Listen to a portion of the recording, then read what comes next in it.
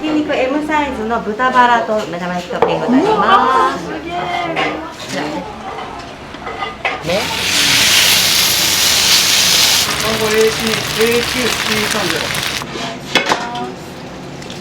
します。ペペロンシャリベースコロッケトッピングになります。うわ、美味しそう。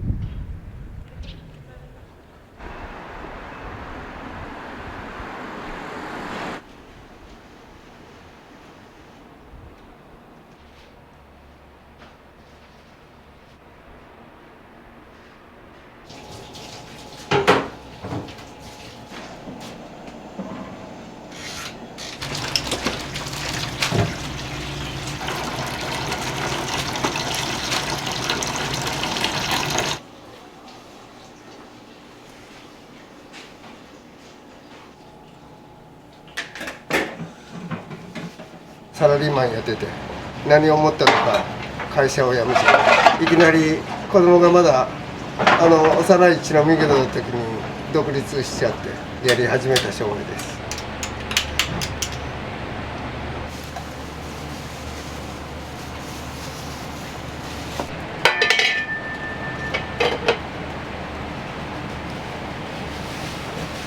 これはソース用なんですか？そうです。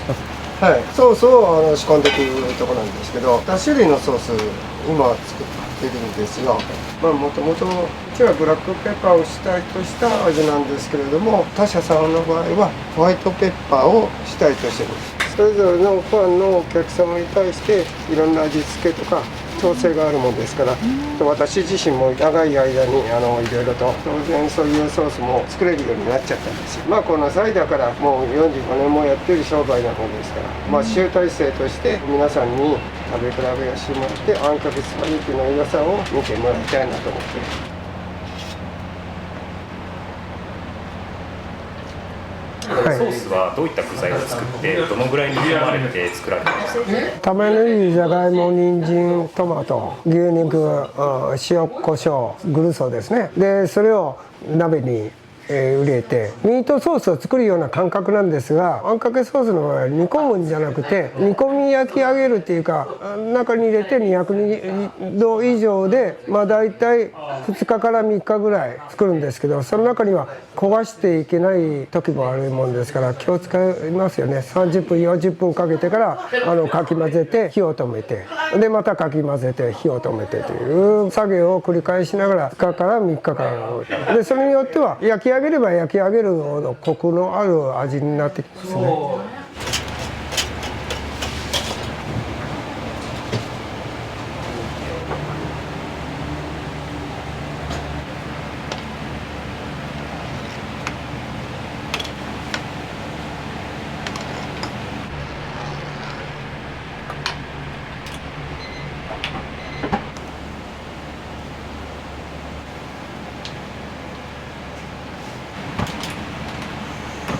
こっちはどっちかというとスパイスを効かしたブラックペッパー、ピリッとくるやつ。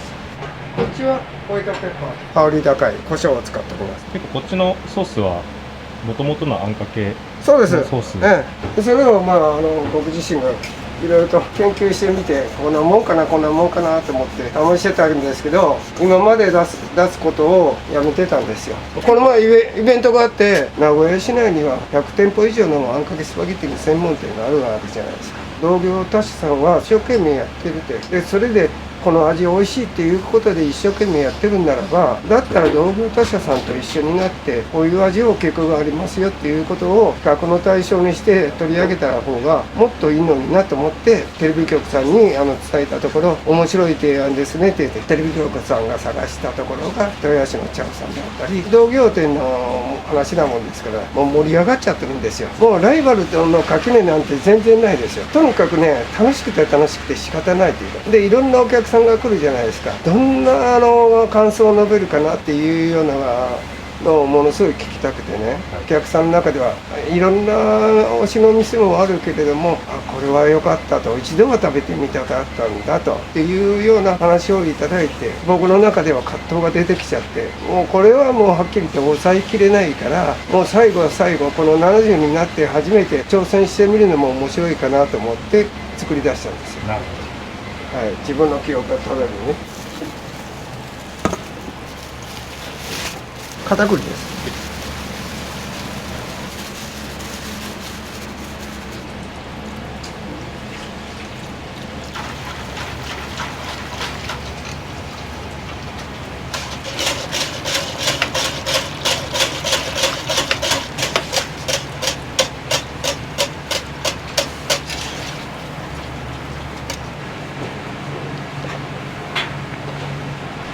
僕はもうとにかく脱サラでやっとった時に横井さんだとかチャオさんだとか食べに行きますよね。どの味も好きなんですよ。いろんなあんかけスパゲティ屋さんを回ってほんで食べてきて、こういう味が主流なんだなという。でそれでちょっと挑戦してみた。全部自己流なんで知らずに入った世界ですからね。見ように生まれて覚えてきたのとちょっと違うんですけどね、考え方も全然違うんですよ。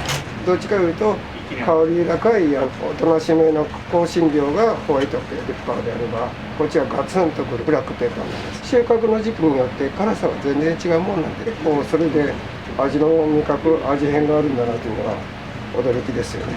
でその味によってお客様のその好き嫌いっていうのがはっきりしちゃうんですよね。ご夫婦でもう来るじゃないですか。ご主人はどっちかというとお酒が好きなもんですから、どっちかというとこの味っていうのが僕に好みだなっていうのは分かるんですけれども、女性の方はちょっと辛すぎるなっていう人もで、そんな時に結局ホワイトペッパーを勧めると、結構この味私向きかもっていう、そういうような感じですね。いろんなあんかけスパゲティ屋さんが一生懸命頑張ってくれるというか、僕はもうどっちかというと一つの店にこだわらずいろんな店を食べ歩いてもらって、それで広がっていけばいいんじゃないかなと僕は思いますけどね。みんな一生懸命頑張ってますからね。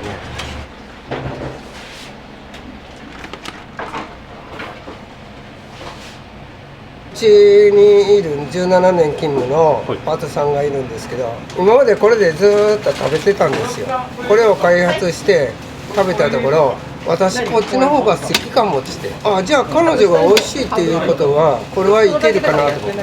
なるほど。それも販売のきっかけなんですよ。だからもううちはパートさんに助けてもらってるんですよ。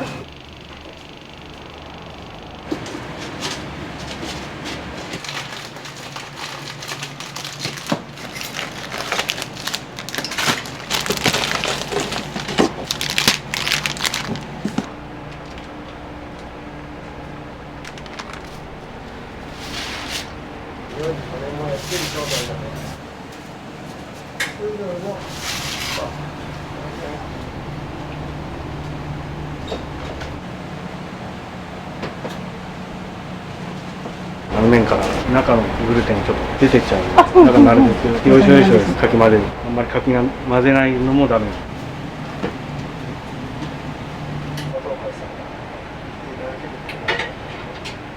何歳の頃から勤務されてるんですか？32でこっちに行きまして、7年ぐらいですね。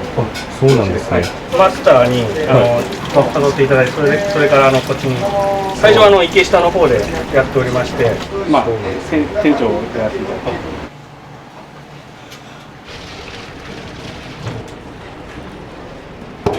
それで集めてまたお湯をしてるっていう感じです。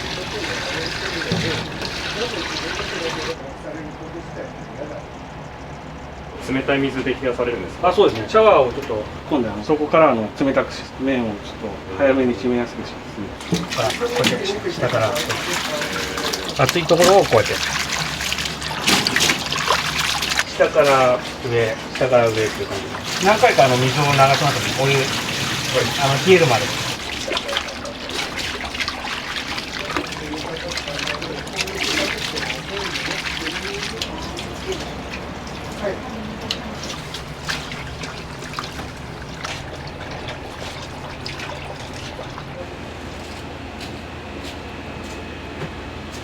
パスタのこだわりとかってありますか？パスタでこだわってるのはやっぱりそのもちもち感が出るスパゲッティでないと困るっていうのがありますから、どこのあんかけスパゲッティ屋さんでもやはり2社3社ぐらいのところで絞っては使ってみえるし、それぞれのそのメーカーさんによっていい味は出してますよね。お昼の方が多いんですか？うん、そうです。11時半から12時半ぐらいですよね。そこがすごいピークっていうか、まあそうです。一気にお客さんが入って。そうなんですね。これはね、新作を作る。新作あんかけパスタコロッケ。コロッケの中にあんかけソースが入ってるってことですか？そうです。あんかけって一体どういう食べ物なのと、どんなものって言った時に、はい。名古屋へ来て初めて分かる食べ物しかないじゃないですか。それってやっぱりどんな味なのかと興味持たないですよね。そういう人たちにも手軽に歩いて食べれるものを作ったらどうだという形で一応考えたんです。ソースとスパゲッティを食べて歩けるっていうのは無理じゃないですか。どんなに考えても何をどうやったらそのスパゲッティを食べれるかと。でスパゲッティイコールパスタなんですよ。パスタだったらマカロニもあるしペンネもあるし、じゃあソースをその中に流し込んじゃえばいいじゃないかって考えたのが始まりなんです。今日が初めてです。発売するのが。お客さんがどういうふうに思うか分かりません。そこで買って歩いて食べながらあんかけの味を知ってもらえばいいよねっていう、そんな考えでちょっとやりました。僕やったのはみんな思いつきなんです。思いつきで会社を辞めてパッと思いつきでスパゲティやって、そんな人生なんです。でも面白いですよね。うちはセントラルキッチンって言ったら大げさやけど、ほとんどホテル並みの設備っていうか、メーカーさんが一応用意してきるっていうものを、これプラストチラーという機械なんですよ。急速冷凍も、ほんで真空機械もあるし、これが出てあれば何でもできるかなって。でほとんどうちで作ってるとんかつだとかチキンカツとかそういったものは全てこのプラストチラーのおかげで95% が全部手作りだからちょっと手間かかるんですけどね、今回考えたあんかけパスタですね。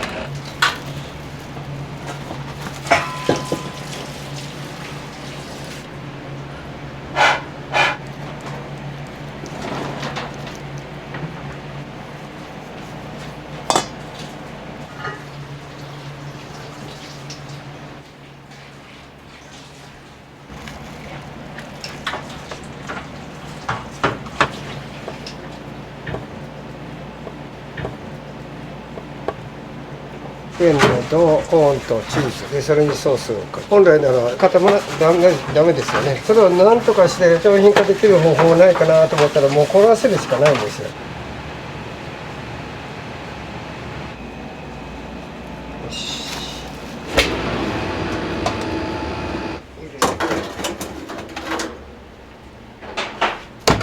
その後パン粉をつけて揚げるんです。そう、ソースが油とかに流れ出ないんですね。それが一番の問題なんです。そこを結局クリアして初めてコロッケなんです。凍らせなくてはいけないし、流れちゃうし、崩れちゃうので大きいですね。大きいけどこれで食べ応えがある。だからあんかけスパゲッティってどういう味って、これって面白いよねっていうふうに感じていただいたら、その人たちはあんかけの世界にはまっちゃう。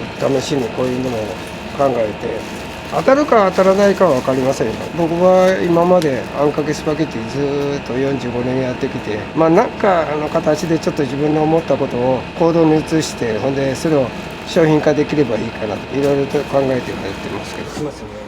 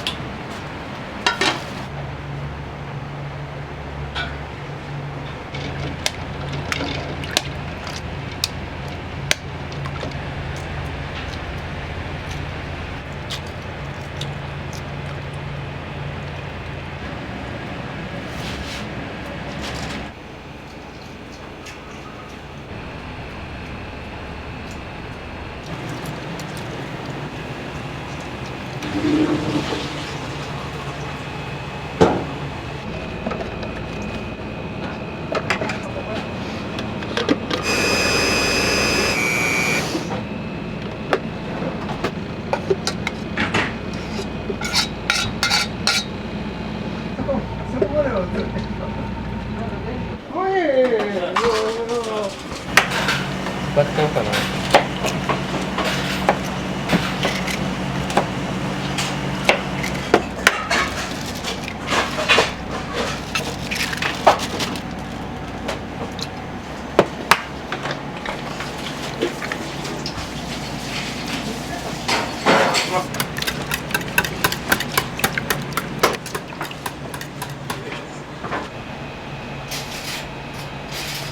スパ茹で上がるといつもこうやって掃除するんですか？そうですね。毎回ちょっと掃除してます。スパゲッティのはい。水分をちょっと飛び散ったりしてなかなか取れないんです。カビの原因にもあります。で毎回やってます。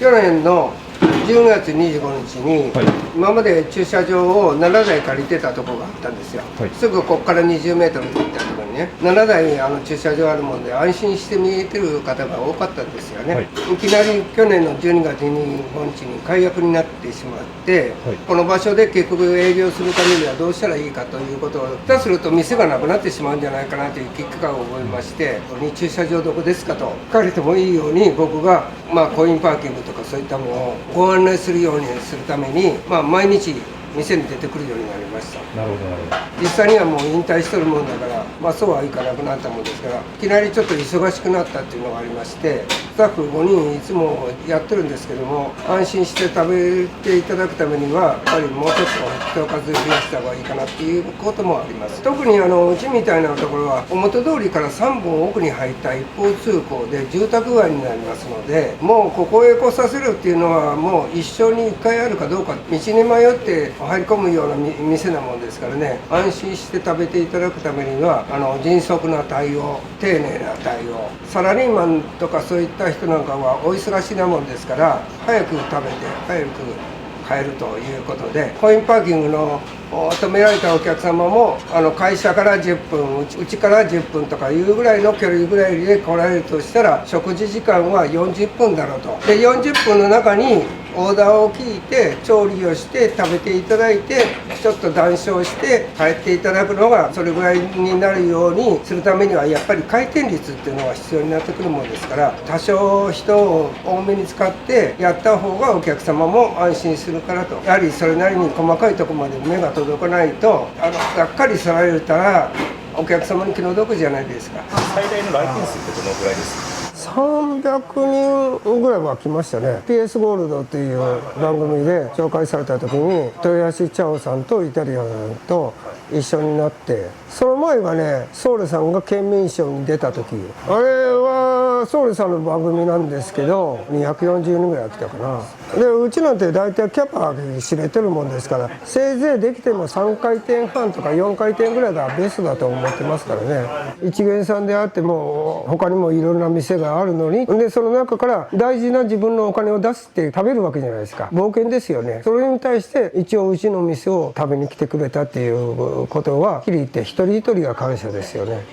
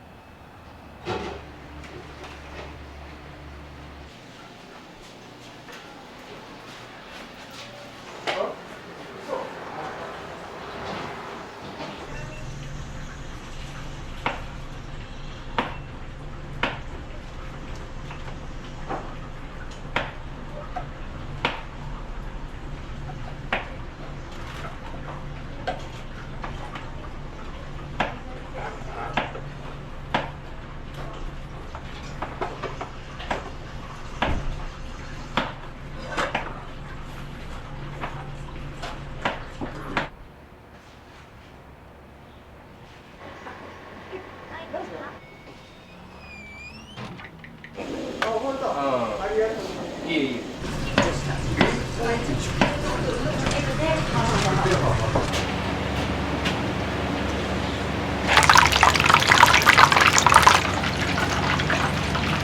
さん作ったって。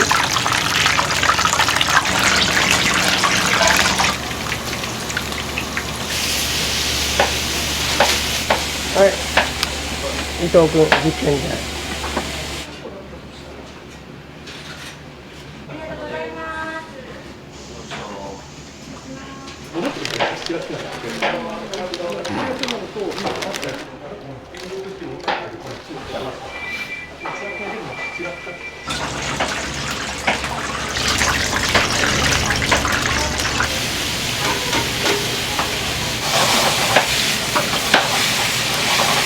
熱々のスパゲッティ90度ぐらいでも全然いいんですけどね、空気に触れると温度が下がるんですよね。出来上がった時に90度ぐらいでお出しするとお客さんのところに着くのが大体70度かそこそこ。スパゲッティの場合はやっぱり空気に触れると冷めやすいものですから、どうしても冷めないように工夫する必要があって、どうしても温度管理っていうのは必要ですよね。出てきたのに冷たかったりするとソース自体もなんか美味しさを感じなくなりますので、やっぱり出した時に熱々の温度で食べれるようにするようには気をつけておりますね。はい、これ温める。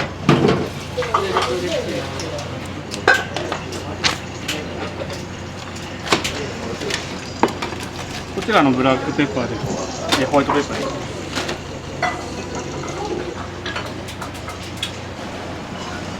はい、ベーコンエッグです。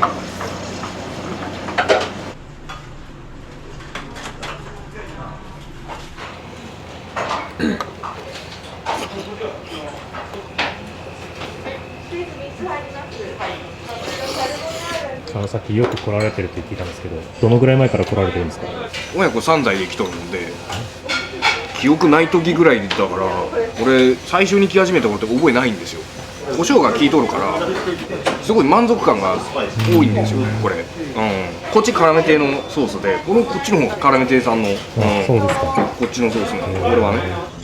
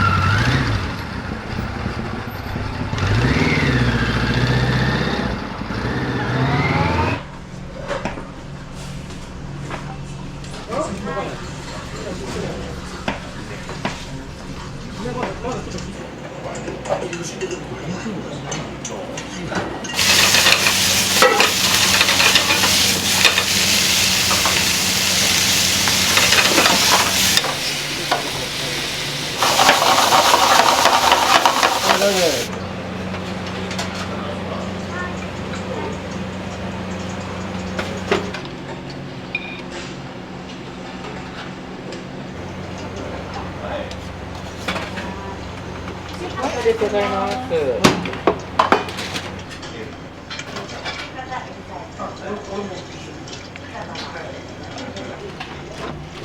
紙エプロンご利用は良かったですか？ご利用ください。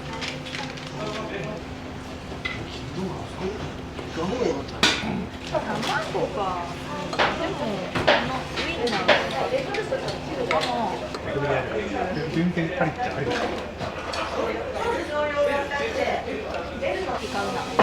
親父とバイクで来るよ。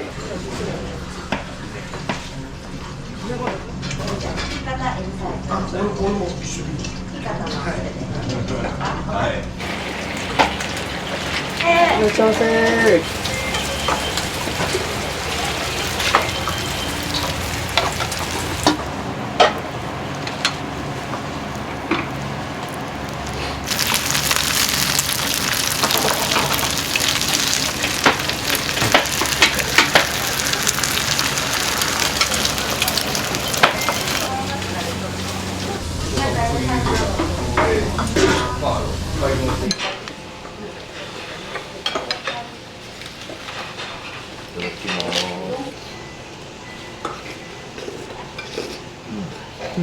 美味しい。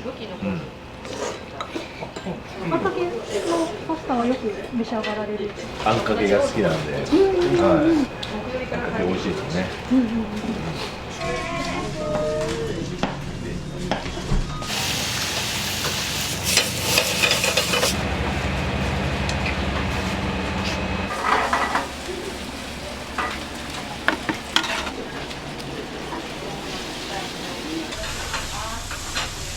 ありがとうございます。あ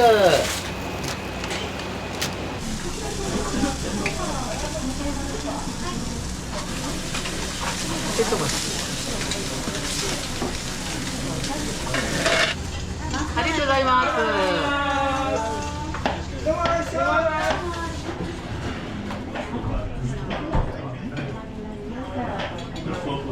はい、今ソース増量。焼肉 L 入ります。お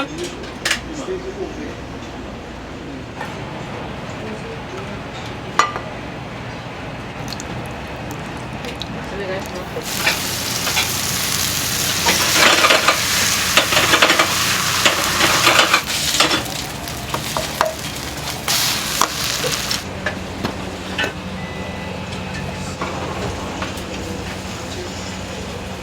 ナポリソース増量。ナポリお願いします。はい。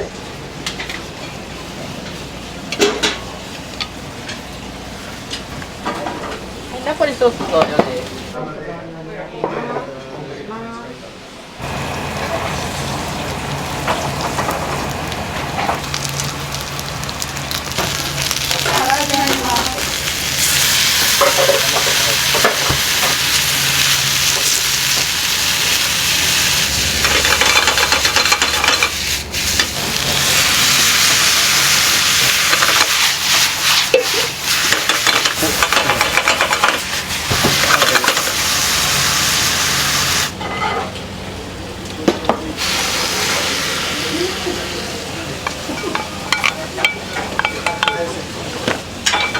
M2 で。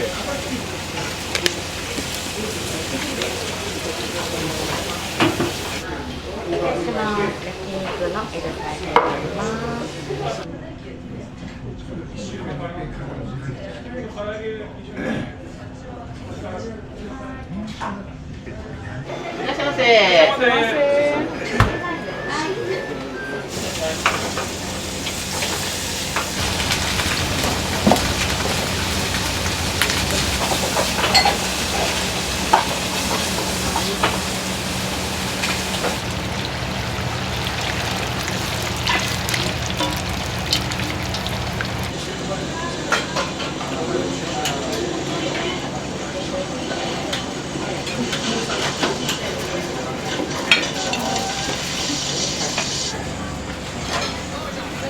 いらっしゃいませ。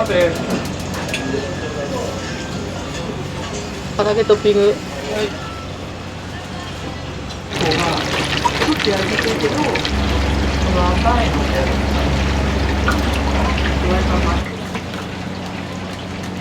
本番 M 目玉トッピング物産 S 入ります。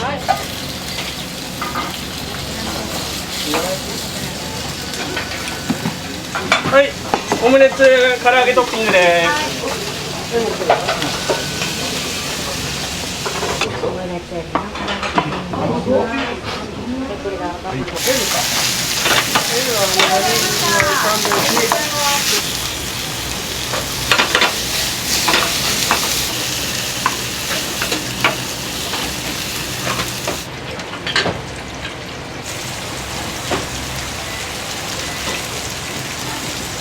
これが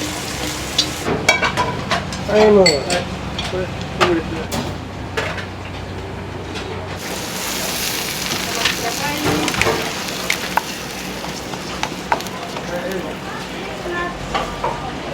お願いします。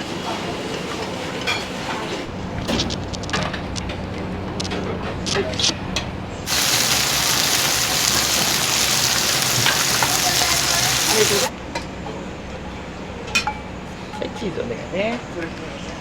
火あります？火ください。火。L は。今ちょっと待って。はい、物産です。は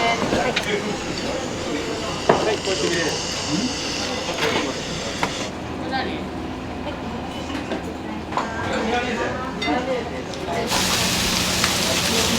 ウインナー、ハム、ベーコン、あとマッシュですね。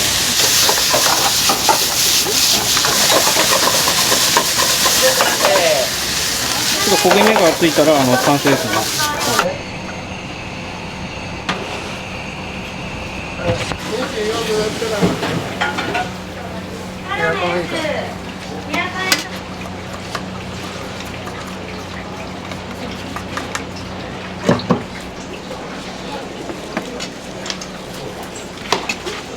ミラネーゼの M サイズのお客様。袋ありますか？はい、オムレツ。はい。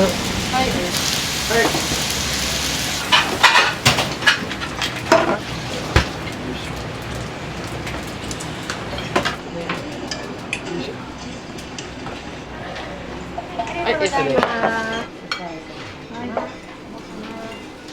お待ちください。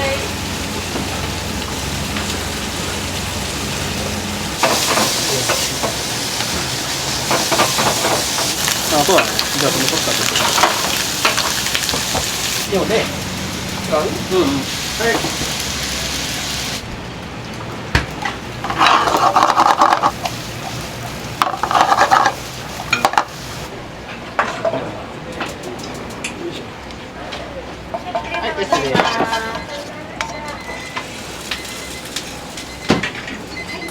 はい、お願いします。お願いします。ペペロンワサビベースコロッケトッピングになります。わあ、美味しそう。失礼します。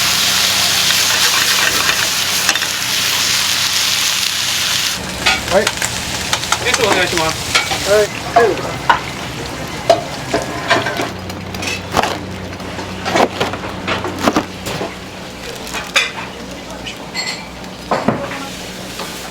はい、お願いします。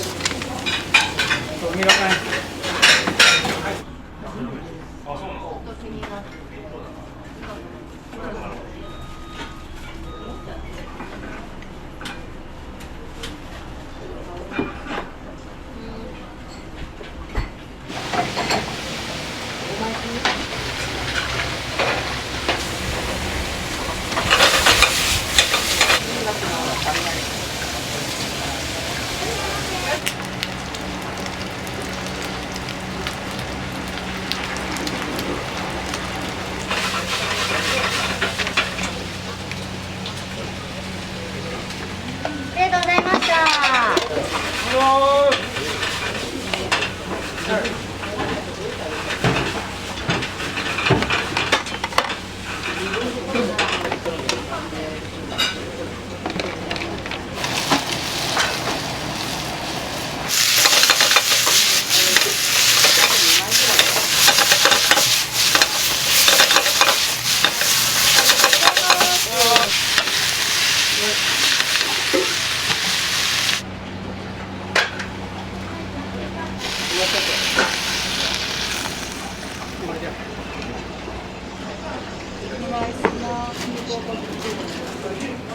失礼します。皆さんの。はい。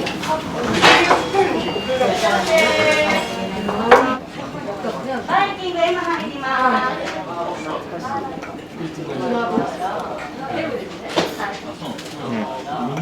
す。よく来られるんですか？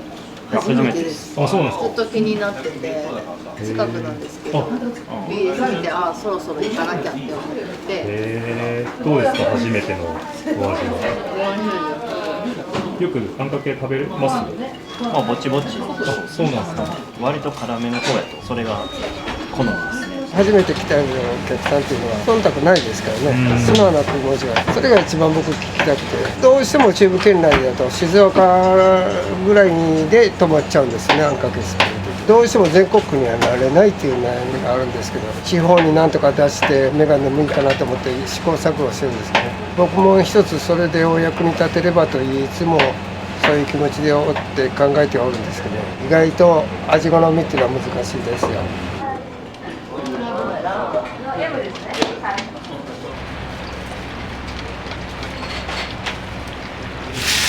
はい。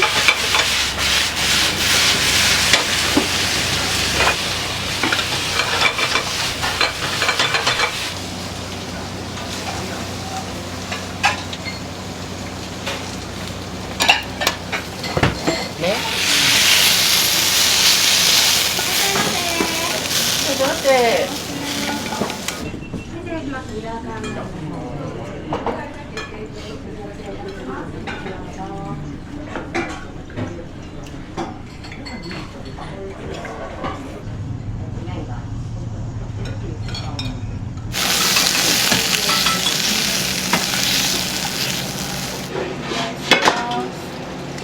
イキングのお客様、もう少々お待ちください。順番。はい、失礼します。は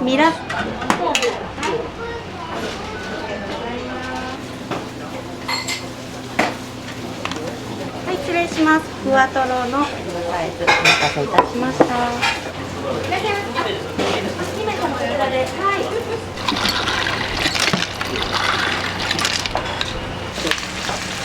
ちょっと怪しいけど。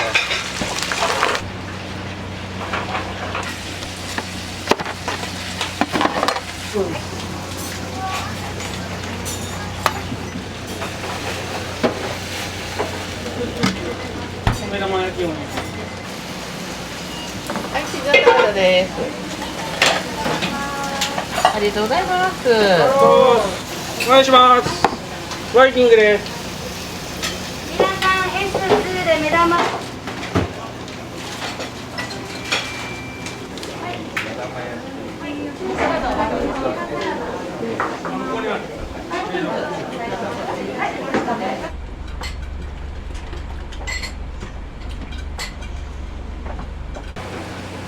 もうサラダ終わりですよ。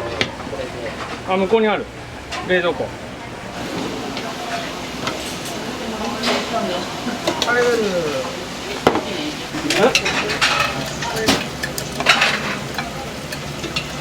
はい、カルボナーラ。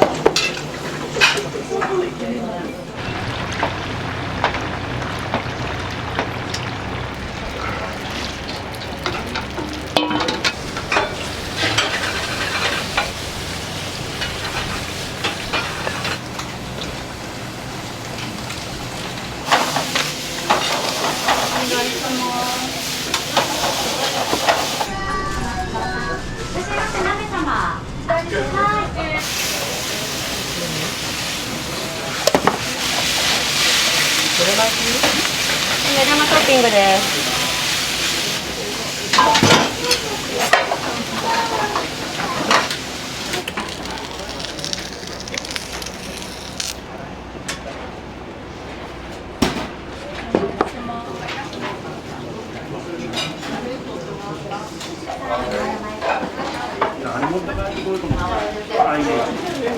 中区に1個あるよね。同じカラメ亭がね、丸の内。あそこも昼休み何回か行って。仕事の日も行くし、お休みの日も行くんです。そうそうそう。このタレが好きで、一番いいのはこのソースだけど、あと種類がいっぱいあるんですよ。選ぶのに困るけど、来たら。おすすめのメニューとかあるんですか？やっぱり今のミラカンとか、そう流行りのやつ、まあああいうのが一番美味しい。ちょっとボリュームのあるね、カツが乗ったのとか、そういうのは食べたことないんで、これからだね、挑戦は。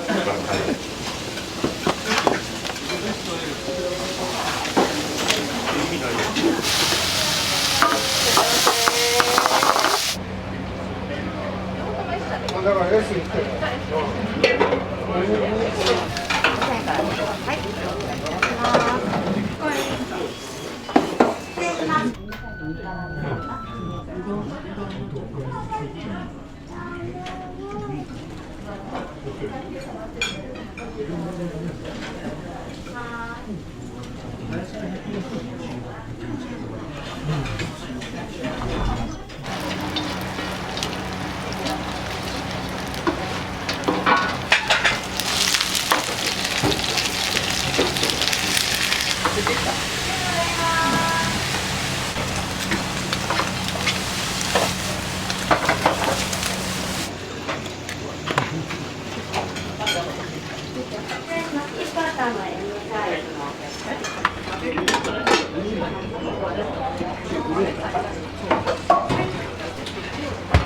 失礼いたします。オムレツ S サイズのお客様。ありが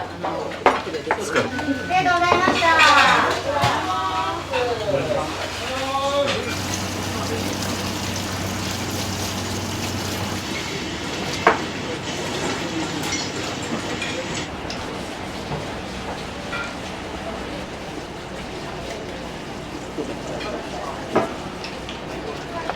牛さんのお好きなメニューって何ですか？僕はトマトとアスパラとチーズっていうのは意外と合ってるなと思う。酸味とチーズが結構合うんですよ。要はピザみたいな感じですよね。僕の口には合うもんで意外とそればっかですね。2040円だった。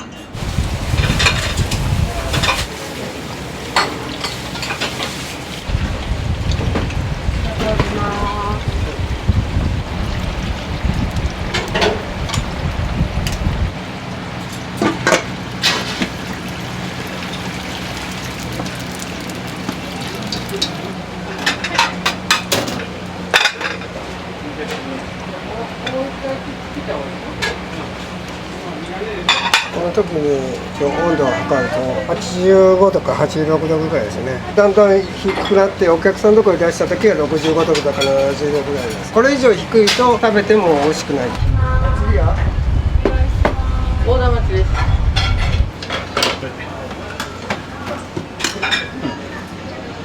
ありがとうございます。お邪魔しております。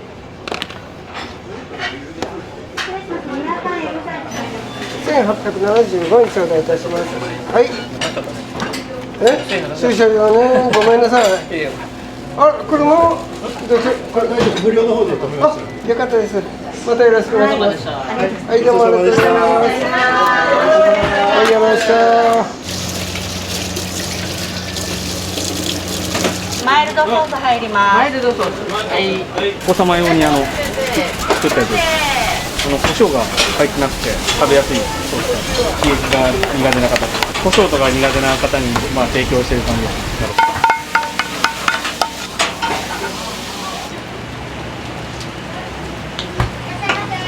ソースお鍋ください。はい。はい。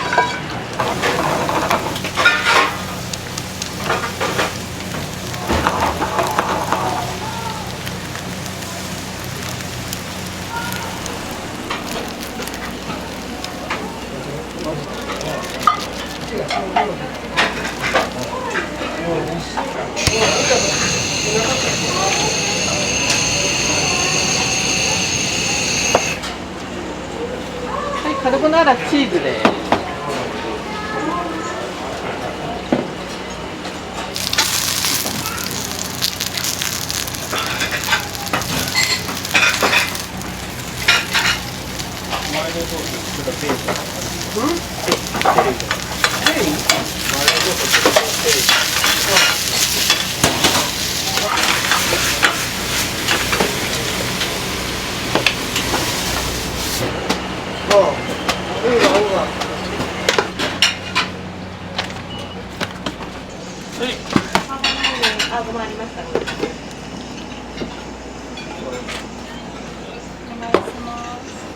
はい、お伺いします。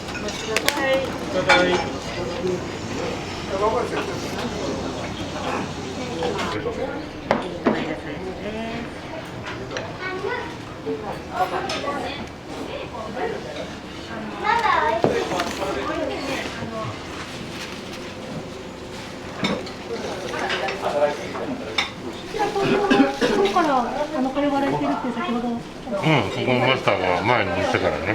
何十年か。ここの食べたら他のあんかけ食べれん。あ、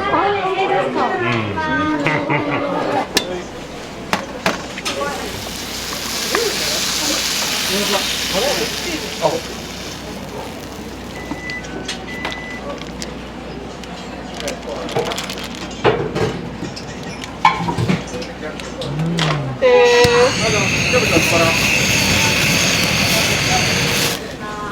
はい、トマト。アスパラベーコンじゃない。こ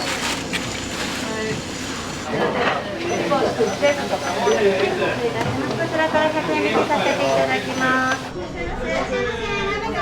ありがとうご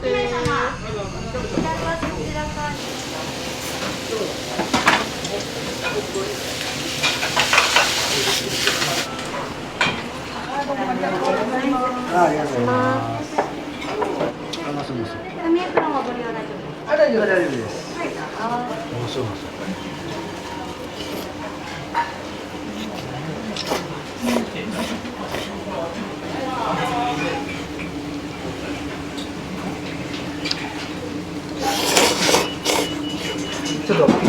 か普通のあんかけスパゲティ。そうだね。黒胡椒だしね。一番美味しいですよね。あんかけスパゲティ。負けてもう腹立ったらうまいもん食って帰ります。負けちゃった。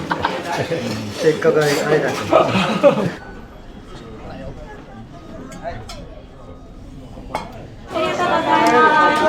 一人1190円になります。810円のおごちそうさまでした。ありがとうございます。ありがとうございます。ありがとうございます。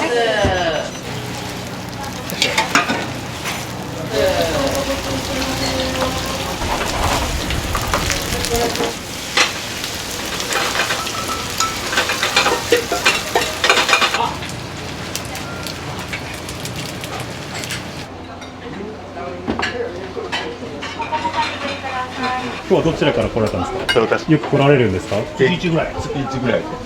そうなんですね。おすすめのメニューとかってあります？やっぱり僕は味方。ちゃんとラードで揚げたのが美味しい。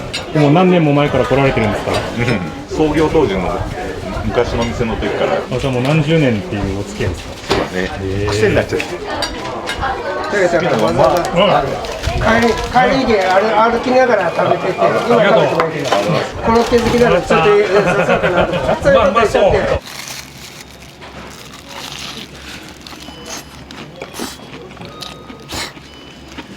美味しいですか？超発売。うまいわ。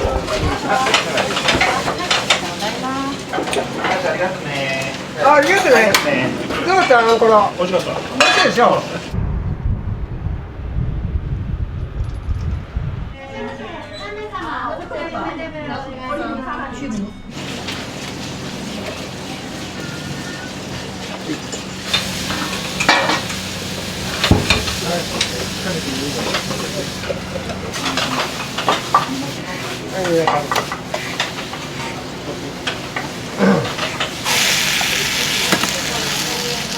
ハンドで言えばハンバーグ。ありがとうございます。皆さんです。出します。袋ありますので、よかったらご利用ください。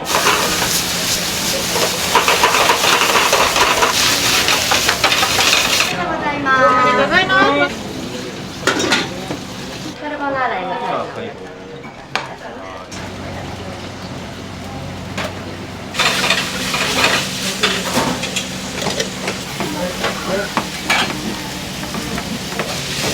はい。いやかわいいです。お待たせいたしました。こちらバイキングのお願いします。点滴打ちながら寝てる間。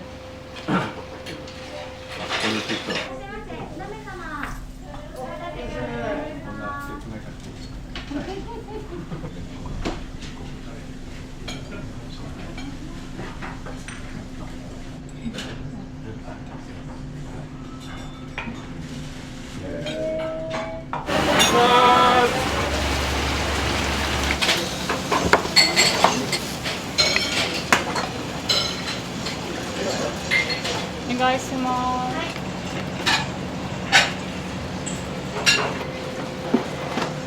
いらっしゃいませ。2名様、2名席でお願いします。お願いします。はい、失礼します。どうも、Fサイズになります。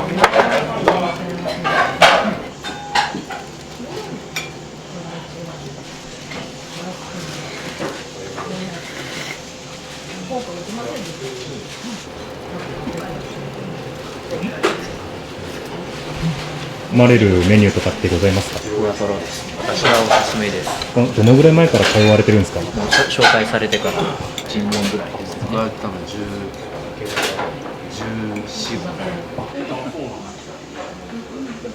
川でした。ありがとうございます。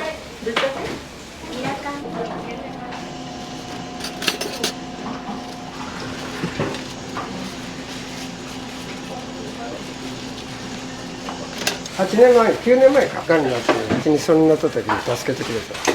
他のパートさんを集めて、僕が入院してもいいように頑張ってくれて。店を守っててくれたおかげでね、入院できたの。いらっしゃい。いらっしゃいませ。いらっしゃいませ。2名様、そちらの2名席でお願いします。あ、S で、はい、以上です。焼肉 M、豚バラトッピング、目玉トッピング、アスパラベーコン S 入ります。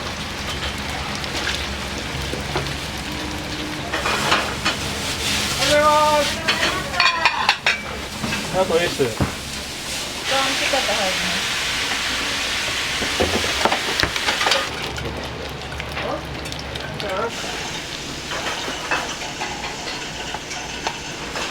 はい、アスパラベーコン S。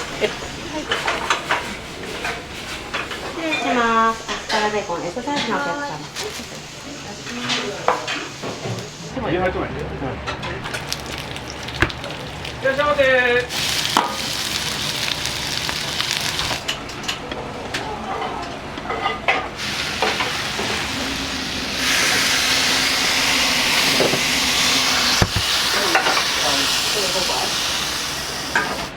はい、焼肉豚バラトッピング。はい。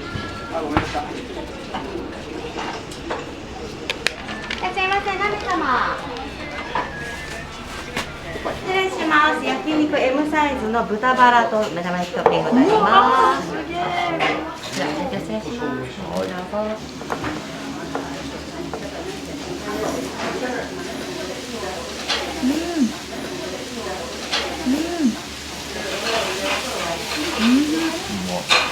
よく来られるんですか？いや、今日初めてです。どうですか、お味の方。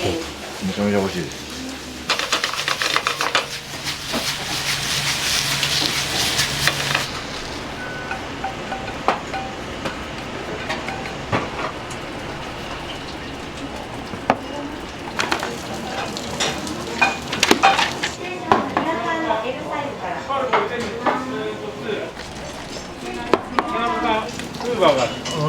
切り方 M 入ります。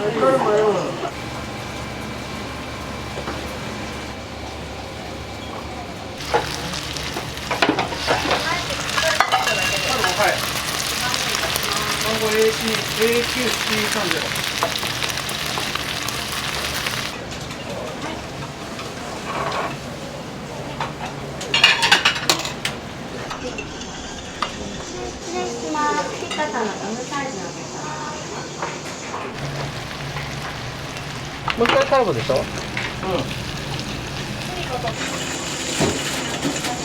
はい、カルボとピカタです。ごめんね、ごめんね。よいしょ。カルボナーラでーす。失礼します。カルボナーラです。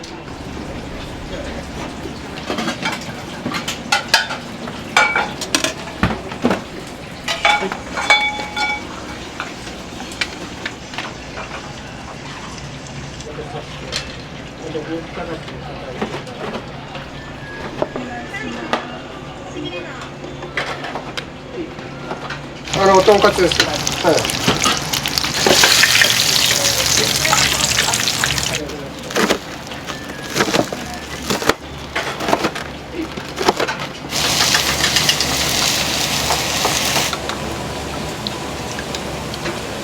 はい。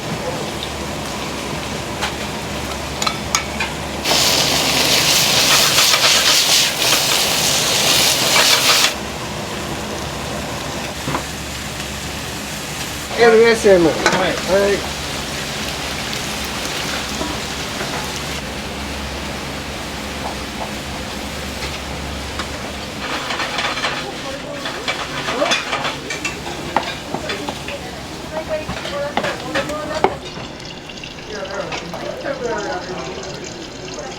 マサルは持ってない。これ大体ね 100g 柔らかいですよ。まあ味にはこだわってます。ハンバーグでもそうですけど3種類の肉を使うんですよ。細切りのミンチと 2mm ぐらいのと、あと 6mm のミンチと、あと牛バラのスライスをカットしてそれをミックスして一応豆乳とかそういったものを入れてアレンジしてやるんですけど、意外とそれ美味しいんですよね。手間かかるんです。なんか一つでもそれでお客様がしていただけることがあればいいなと。とんかつ美味しいねとかね、ハンバーグ食べたいねって言って、そうした時にまあハンバーグの専門店とそれやってもまあ遜色ない味ぐらいまではしてあげてますので、まあそれができるのはさっきのプラスそちらのおかげですよね。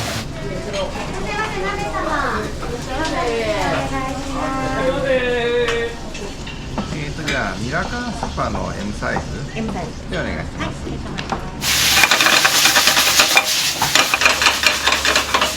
はい。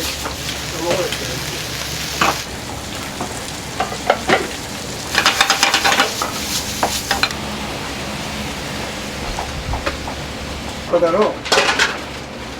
毎日が。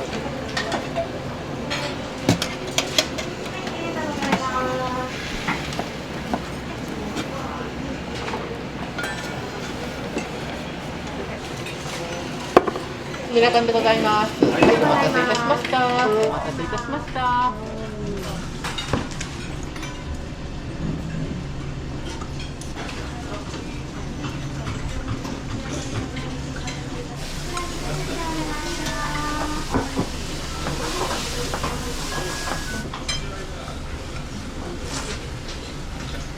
ミラカン S 目玉トッピング入ります。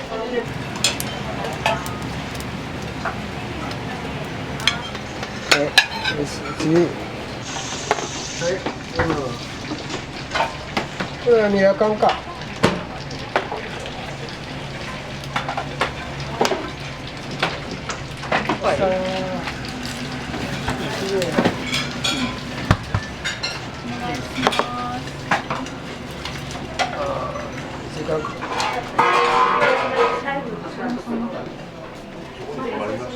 いらっしゃいませ。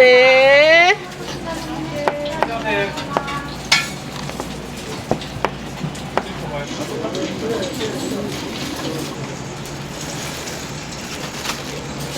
りがとうございます。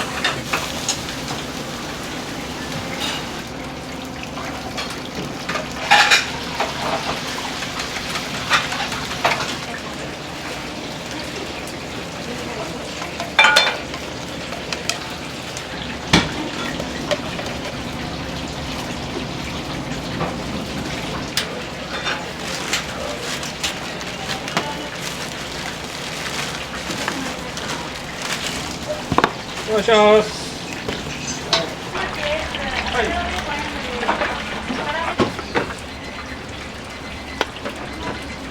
はい、しびれ。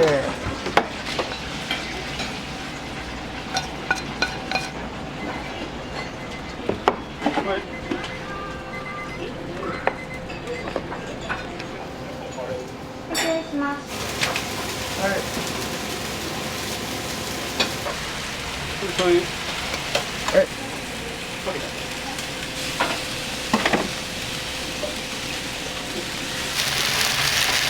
い。いいだろうな。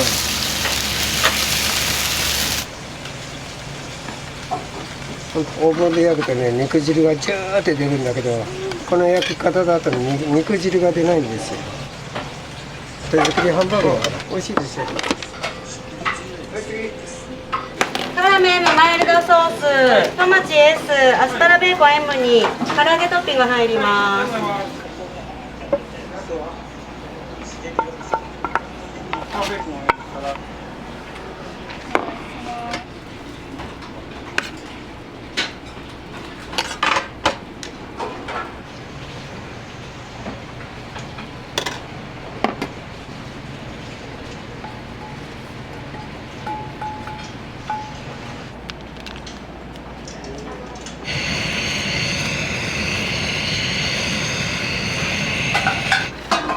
はい、トマチで。入庫証明書みたいなの持ってきてもらって。はい。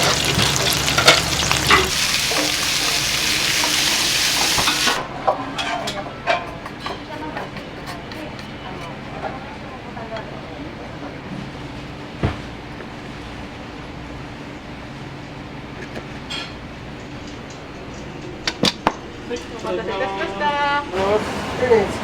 はい。ありがとうございます。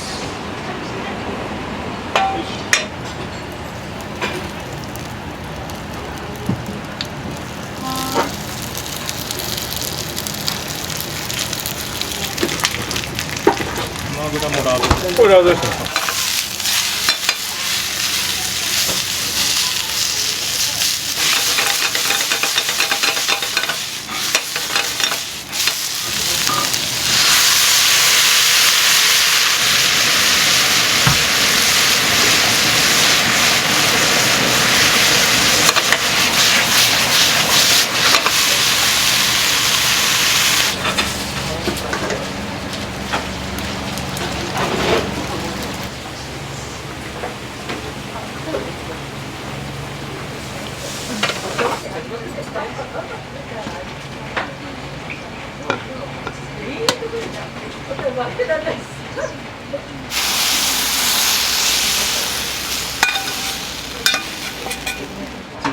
これ窓際の方に持ってってくれる？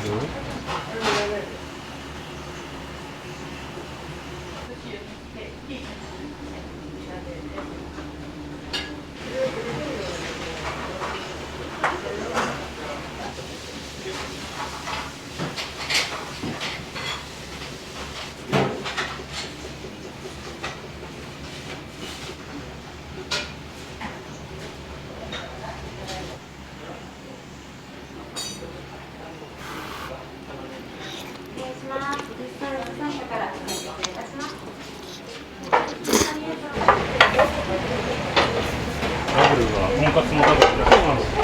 ダブルで、卵も綴り状2個なんですけど4つ使います。麺が600でソースが3杯なんです。総重量いくらぐらい1キロですね。もうめったにいないですね。ダブル。たまに麺を400パー増量して麺を1キロにしている方がいる、そういないんですけど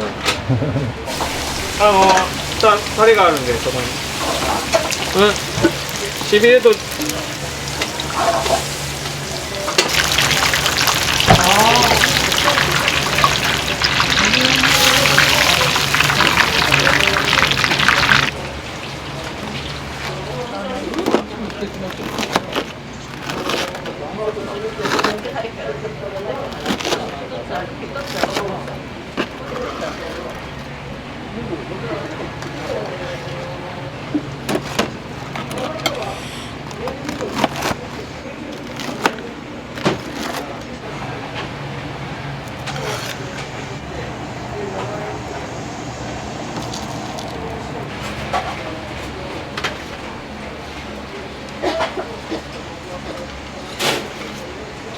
ハーフ&ハーフみたいな感じ。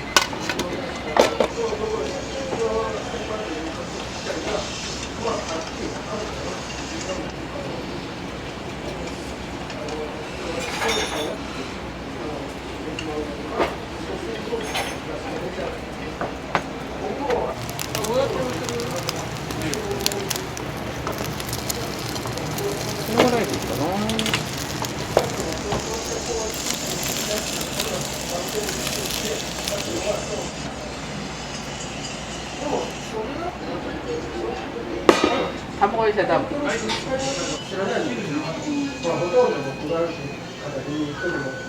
そこで皆さんがフードコーナーに行って、結局は実際のところのソースは横にソースを横に1人と仕掛けなんです。なぜかというと、一体何の話なんですか、この話に。いやいや、言ったら、それはあんかけを広めてることだったらいいけども、いや、どういうことですかと。いやいや、実際のところはあったことですよ。で、実際のところは、僕はちょっと運動をかけて、